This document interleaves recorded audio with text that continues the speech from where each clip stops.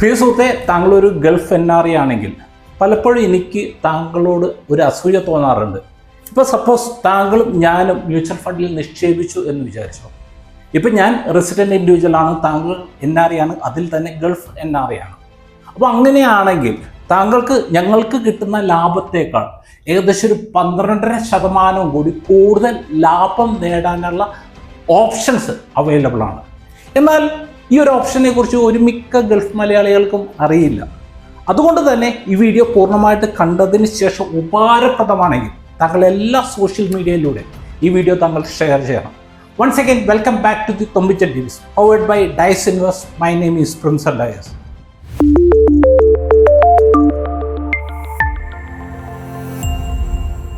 തൊമ്പിച്ച tips എന്ന financial video ബ്ലോഗിന് പുതിയ എപ്പിസോഡുമായി നിങ്ങളുടെ മുമ്പിൽ വരുവാൻ എന്നെ അനുവദിച്ച ദൈവത്തിന് നന്ദി. ഇപ്പോൾ നമുക്ക് എല്ലാവർക്കും അറിയാം, ഇപ്പോൾ ഇന്ത്യയിൽ മ്യൂച്വൽ ഫണ്ടിൽ നമ്മൾ നിക്ഷേപിച്ച് കഴിഞ്ഞാൽ നമ്മൾ ഇപ്പോൾ ടാക്സ് കൊടുക്കണം. അതായത് ഇപ്പോൾ രണ്ട് തരത്തിലുള്ള ടാക്സേഷൻ ആണുള്ളത്. ഒന്ന് short time capital gain tax, രണ്ടാമത്തേതെന്ന് പറഞ്ഞാൽ long time capital gain tax. അതായത് ഇപ്പോൾ ഇക്വിറ്റി ഓറിയന്റഡ് ആയിട്ടുള്ള ഫണ്ടുകളാണെങ്കിൽ ഇപ്പം നമ്മൾ ഇൻവെസ്റ്റ് ചെയ്ത് ഒരു വർഷം ആകുന്നതിന് മുൻപ് നമ്മൾ എമൗണ്ട് വിഡ്രോ ചെയ്ത് കഴിഞ്ഞ് കഴിഞ്ഞാൽ അതിന് നമ്മൾ 20% ടാക്സ് കൊടുക്കാൻ നമുക്ക് ലയബിലിറ്റി ഉണ്ട്. ഇനി long time capital gain tax എന്ന് പറഞ്ഞാൽ നമ്മളിപ്പോൾ ഹോൾഡ് ചെയ്യുന്നത് ഒരു വർഷത്തിന് മേലെ ഹോൾഡ് ചെയ്തു നമ്മൾ വിൽക്കുന്നു. ആ സമയത്ത് നമുക്ക് കിട്ടിയ പ്രോഫിറ്റിന് അതായത് എബോ 1 ഇയർ ഹോൾഡ് ചെയ്യുന്ന ഒരു ഇൻവെസ്റ്റ്മെന്റ് ആണെങ്കിൽ അതിന് ഇപ്പോൾ ആദ്യത്തെ 1.25 ലക്ഷം രൂപയ്ക്ക് ടാക്സ് നമുക്ക് കൊടുക്കേണ്ട കാര്യമില്ല. ബാക്കി വരുന്ന എമൗണ്ടിന് 12.5% ടാക്സ് നമുക്ക് കൊടുക്കാനുള്ള ലയബിലിറ്റി ഉണ്ട്. അത് നോർമലി ഇപ്പോൾ NRI ആണെങ്കിലും ഇപ്പോൾ സാധാരണ രീതിയിൽ ഇപ്പോൾ നമ്മൾ റെസിഡന്റ് ഇൻഡിവിജ്വൽ ആണെങ്കിലും ഈ പറഞ്ഞ ടാക്സ് ആപ്ലിക്കബിൾ ആണ്.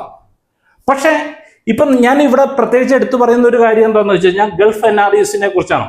ഇപ്പൊ ഗൾഫ് NRIസിനെ സംബന്ധിച്ച് അവരെ സംബന്ധിച്ചുള്ള ഏറ്റവും വലിയൊരു അഡ്വാൻറ്റേജ് എന്താണെന്ന് വെച്ച് കഴിഞ്ഞാൽ ഇപ്പൊ നമ്മളെ സംബന്ധിച്ച് അവർക്ക് ഈ പറഞ്ഞ 12.5% അല്ല, ഈ 20% ആണെങ്കിലും അവോയ്ഡ് ചെയ്യാനുള്ള അല്ലെങ്കിൽ ആ ഒരു ടാക്സ് കൊടുക്കാതിരിക്കാനുള്ള ഓപ്ഷൻസ് അവൈലബിൾ ആണ്.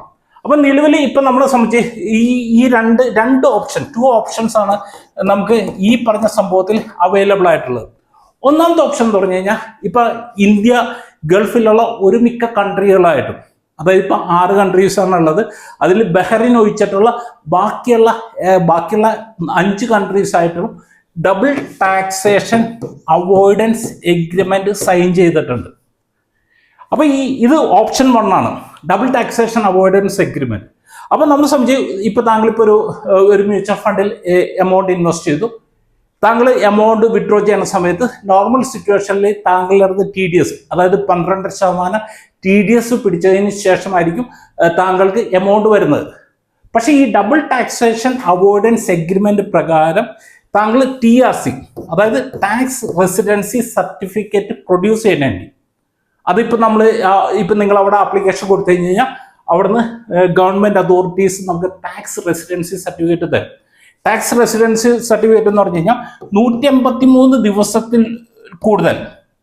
സാധാരണ രീതിയിൽ നമുക്ക് ഇന്ത്യയിൽ ആവശ്യം വേണ്ടത് ഏപ്രിൽ 1 തീയതി തുടങ്ങി മാർച്ച് 31 വരെയുള്ള കാലാവധിയിൽ, ഈ പറഞ്ഞ കാലാവധിയിൽ 183 ദിവസത്തിൽ കൂടുതൽ താങ്കൾ ആ രാജ്യത്ത്, അത് UAE ആയിരിക്കാം, ബഹ്റിൻ ഇപ്പൊ നിലവിൽ ഡബിൾ ടാക്സേഷൻ അവോയ്ഡൻസ് എഗ്രിമെന്റിലില്ല. ബാക്കി ഇപ്പൊ കുവൈറ്റോ സൗദി അറേബ്യയോ ഏത് രാജ്യത്തും ഈ പറഞ്ഞ കാലാവധിയിൽ വിഡ്രോ ചെയ്യുന്ന സമയത്ത് 183 ദിവസത്തിൽ കൂടുതൽ താങ്കൾ ആ കൺട്രിയിൽ റെസിഡന്റ് ആണെങ്കിൽ ഡബിൾ ടാക്സേഷൻ അവോയ്ഡൻസ് എഗ്രിമെന്റ് പ്രകാരം താങ്കളുടെ പക്കൽ നിന്ന് എത്ര ടാക്സ് പിടിച്ചോ അത് നമുക്ക് ടാക്സ് ഫയൽ ചെയ്യുന്ന സമയത്ത് നമുക്ക് റീഫണ്ട് ചെയ്യിപ്പിക്കാൻ നമുക്ക് പറ്റും.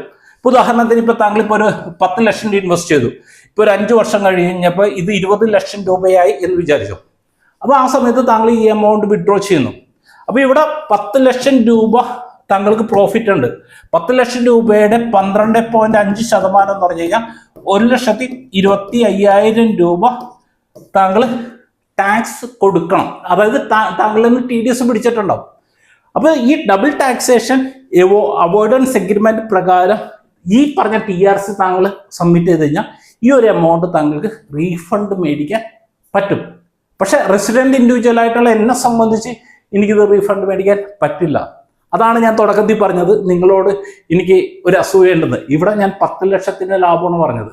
ഇവിടെ ഇപ്പോൾ 1 കോടി രൂപയാണെങ്കിൽ 12,50,000 ടാക്സ് കൊടുക്കണം. അപ്പം നമ്മളെ സംബന്ധിച്ച് ഈ ഒരു ബെനിഫിറ്റ് ഇപ്പോൾ ഓൾറെഡി നമുക്ക് ഇന്ത്യയിലെ ഏതൊരു മ്യൂച്വൽ ഫണ്ടിലും ഉണ്ട്. അപ്പം നമ്മളെ സംബന്ധിച്ച് എന്തുകൊണ്ട് GCC കൺട്രീസിലുള്ളവർക്കുള്ള ബെനിഫിറ്റ് എന്ന് പറഞ്ഞാൽ അവർക്ക് പേഴ്സണൽ ഇൻകം ടാക്സ് ഇല്ലാത്തതുകൊണ്ടാണ് അവരെ സംബന്ധിച്ച് ഇതൊരു ബെനിഫിറ്റ് ആയിട്ട് മാറുന്നത്. പക്ഷെ ബാക്കിയുള്ള രാജ്യങ്ങളിലെല്ലാം നോക്കിക്കഴിഞ്ഞാൽ അവിടെ ഇൻകം ടാക്സ് ഉണ്ട്. അപ്പൊ ഇവിടെ ഇന്ത്യയിൽ ടാക്സ് കൊടുത്തില്ലെങ്കിൽ അവർക്ക് അതത് കൺട്രീസിൽ ടാക്സ് കൊടുക്കാനുള്ള ലൈബിലിറ്റി ഉണ്ട്.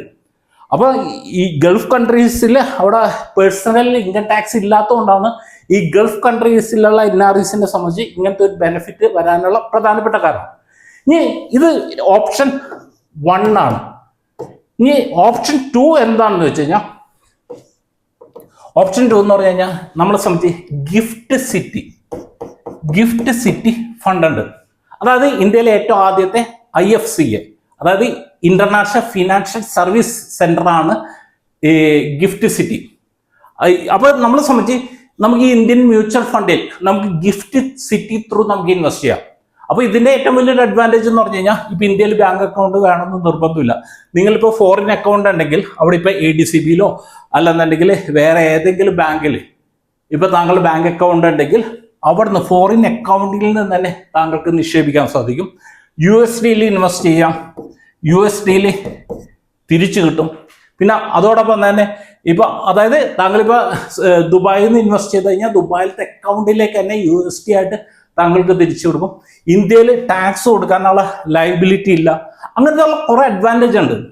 പക്ഷെ ഇവിടെയും ഇതും തമ്മിലുള്ള വ്യത്യാസം, അതായത് ഇപ്പൊ നമുക്ക് സാധാരണ ഒരു മ്യൂച്വൽ ഫണ്ടും ഇതും തമ്മിലുള്ള വ്യത്യാസം എന്ന് പറഞ്ഞാൽ ഇതിലൂടെ കളക്ട് ചെയ്യുന്ന എമൗണ്ട് ഇന്ത്യൻ മ്യൂച്വൽ ഫണ്ടിൽ തന്നെയാണ് നോർമൽ സിറ്റുവേഷനിൽ നിക്ഷേപിക്കുന്നത്. ഏകദേശം ഫണ്ട് റിട്ടേൺ എല്ലാം നോക്കുന്ന സമയത്ത് ഏകദേശം സെയിം തന്നെയായിരിക്കും. പക്ഷെ ഇപ്പൊ നമ്മളെ സംബന്ധിച്ച് ഗിഫ്റ്റ് സിറ്റി എന്ന് പറഞ്ഞു കഴിഞ്ഞാൽ പുതിയൊരു ഓപ്ഷൻസ് ആണ്. അപ്പൊ അതുകൊണ്ട് തന്നെ ഇപ്പൊ നമുക്ക് മറ്റൊടത്തെന്ന് പറഞ്ഞാൽ ഇഷ്ടംപോലെ വെറൈറ്റി ഓഫ് ഫണ്ട്സ് അവൈലബിൾ ആണ്.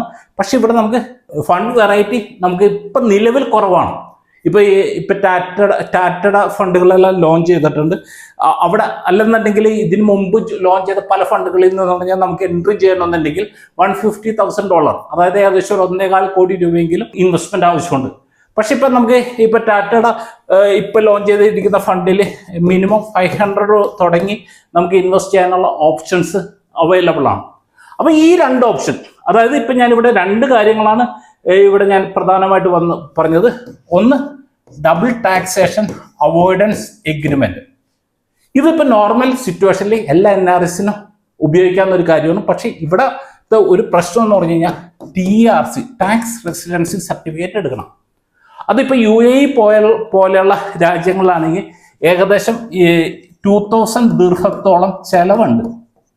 അപ്പൊ നമുക്ക് എല്ലാ വർഷവും TRC എടുത്തിട്ട് നമുക്ക് ഇതിന്റെ പ്രോഫിറ്റ് ഒന്നും എടുക്കില്ല. നമുക്ക് പ്രാക്ടിക്കലി നമുക്ക് മിനിമം 1 ലക്ഷം രൂപയെങ്കിലും ടാക്സ് TDS പിടിച്ചിട്ടുണ്ടെങ്കിൽ ഇത്ര എമൗണ്ട് ചെലവാക്കി നമ്മൾ റീഫണ്ട് ചെയ്യിപ്പിക്കുന്നതുകൊണ്ട് കാര്യമുള്ളൂ. പിന്നെ രണ്ടാമതെന്ന് പറഞ്ഞു കഴിഞ്ഞാൽ ഇപ്പൊ നമ്മളെ സംബന്ധിച്ച് ഗിഫ്റ്റ് സിറ്റി ഫണ്ടാണ്. ഇത് ഗവൺമെന്റിന്റെ ചാർജാണ്. ഇപ്പൊ ഞാൻ നേരത്തെ പറഞ്ഞ പോലെ UAE, സൗദി അറേബ്യയിൽ എനിക്ക് തോന്നുന്നു ഫ്രീ ആണെന്ന്.